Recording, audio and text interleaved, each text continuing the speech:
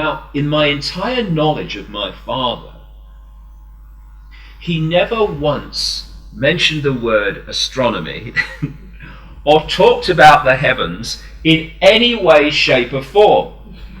We get to London and he takes us to the planetarium, right? I didn't know what a planetarium was. It was next to Madame Tussauds in Baker Street, which is, it's not there, the building's there now, but it's not a planetarium anymore, I understand. So I go into this planetarium, it's all kind of new, because we're talking late 50s, and the London Planetarium, which we went to, actually opened in 58, so maybe that's why we went, because it was so new. Anyway, I'm sitting there, a little kid, if it was 58, 59, I'd be, 6 or 7.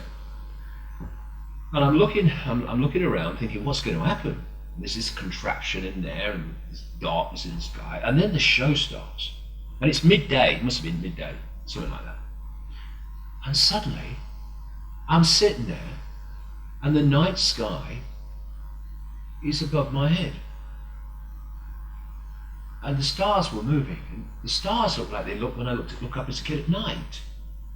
And you know, there are times in your life when something hits you, it really smacks you and you don't forget it.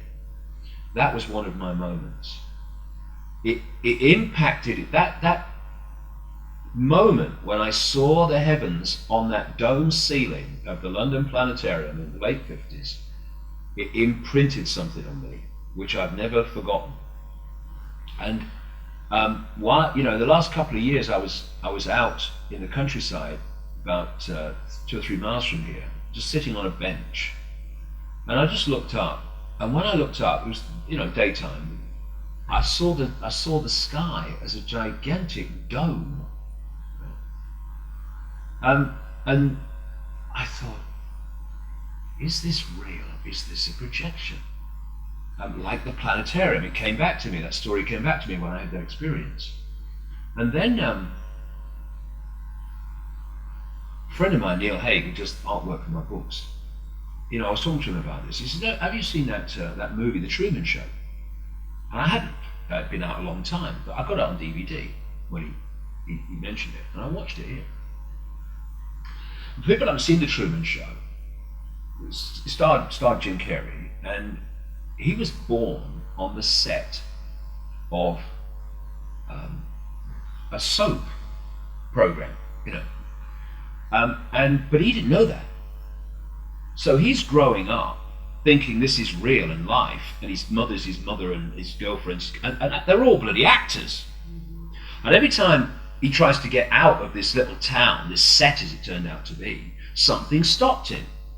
And he started to get, in the end, suspicious what's going on. And cut a long story short, eventually he gets on this boat, which he thinks is going out to the open ocean, and he goes out, and he goes out, and he goes out, and eventually he comes to the wall of this massive frickin' dome, in which it's all been going on in. And then he walks up the edge of the dome and out the door of the dome into the world as it really is. And whoa, that hit me like a train when I watched that. I thought, that's it.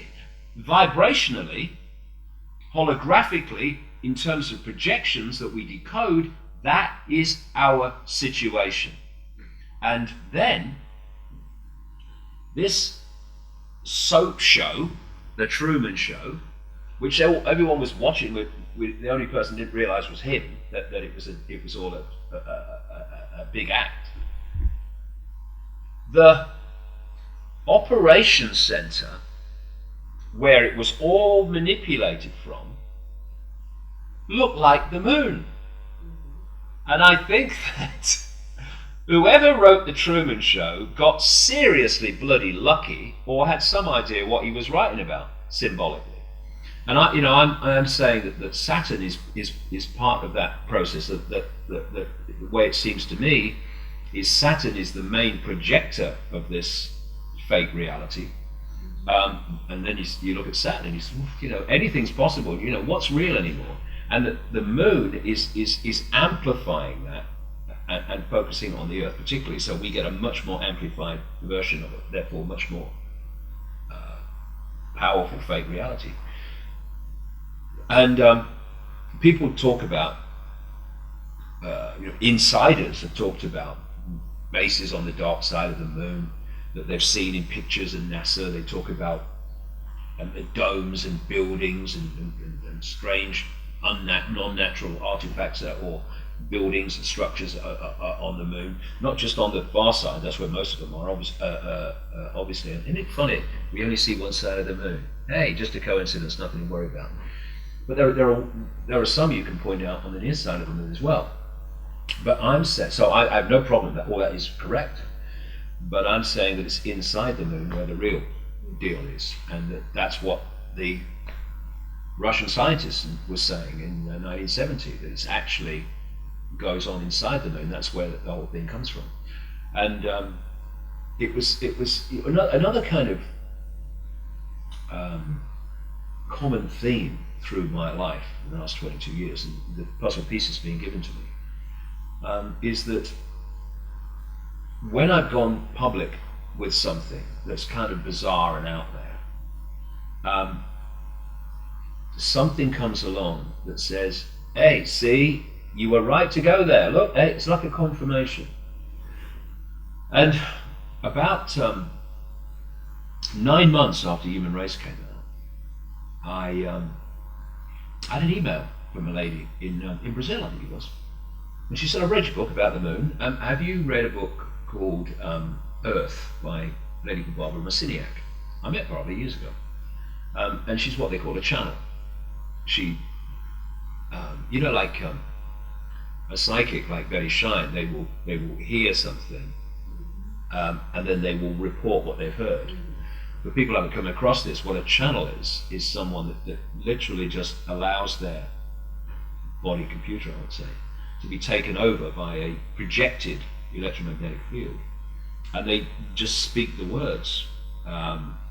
Basically, their body's in many ways taken over, and they allow it to be. So Barbara Marciniak is one of these channels, and she produced books in the 90s called Earth and Bringers of the Dawn, a great book, I thought, which are literally what came out of her mouth when she was in this channel mode. And she says that she was channeling some consciousness connected to the Pleiades. Anyway, I'd not read Earth,